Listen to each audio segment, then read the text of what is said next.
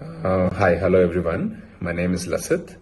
I was a part of Himakant Sir's Super 36 program, and now I've cleared my both groups of CA final with exemption in SFM and economic laws. I felt this journey with Himakant Sir in the Super 36 batch was definitely amazing. Yeah, there are a few techniques that might help you out in clearing the exam, which I've experienced myself while I was in the Super 36 batch. One thing was revise and write, that is raw. Once the subject is being studied thoroughly, you need to revise the subject definitely without sure, because just studying the subject and just understanding the concept would not help you recollect the correct points in the examination.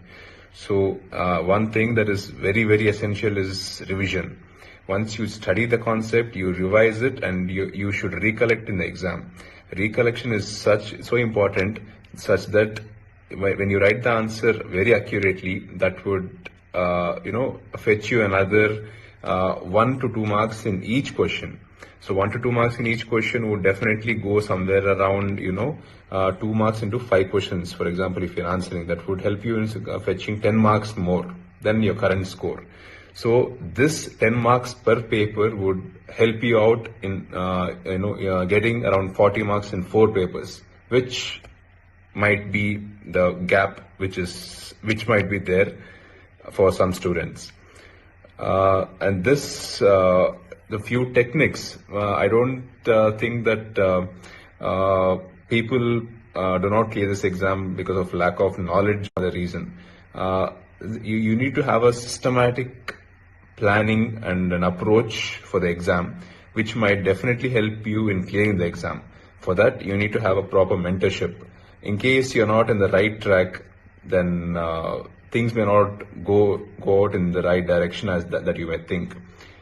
Students might be studying for around 12 to 14 hours. They might be studying, but in spite of that, some people might not get the required result. The reason could be various factors. So if you want to change the ultimate output that you want to get, you have to change the methodology in which you're working. Things I would like to add upon is the presentation aspect.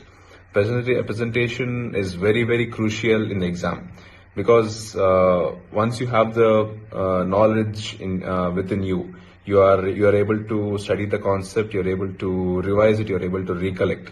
The next comes the presentation. You should show to the examiner how well you know the subject. Just because you read the subject and keep it within you, the examiner wouldn't know that you know the subject.